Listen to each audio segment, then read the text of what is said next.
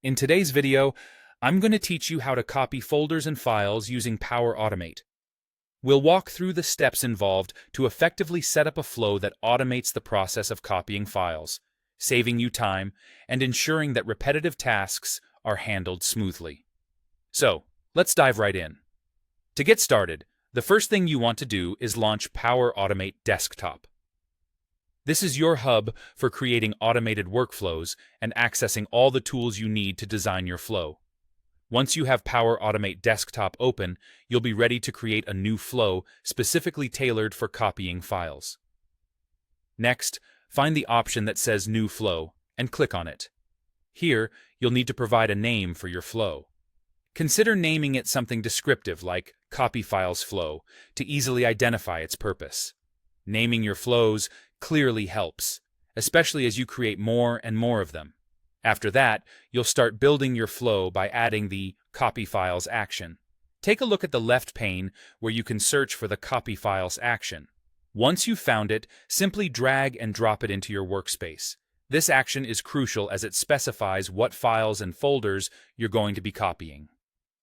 Now, let's move on to configuring this action. This is where you provide specific details about what files you want to copy. You can enter a single file path if you're transferring just one file, or if it's multiple files, a folder path that contains all the files you need moved.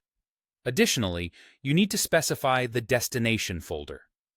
This is the path where your files will be copied to. Another important setting is deciding what to do if a file with the same name already exists in your destination folder.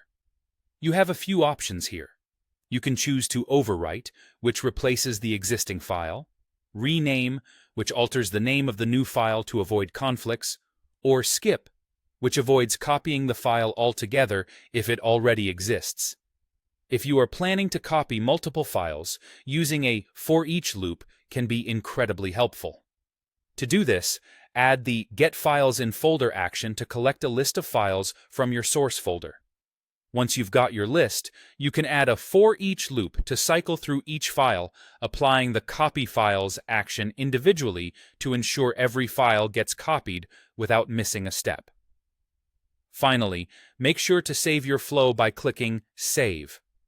Once that's done, click on Run to execute the flow, putting all your hard work into action and watching as your files are seamlessly copied to the destination.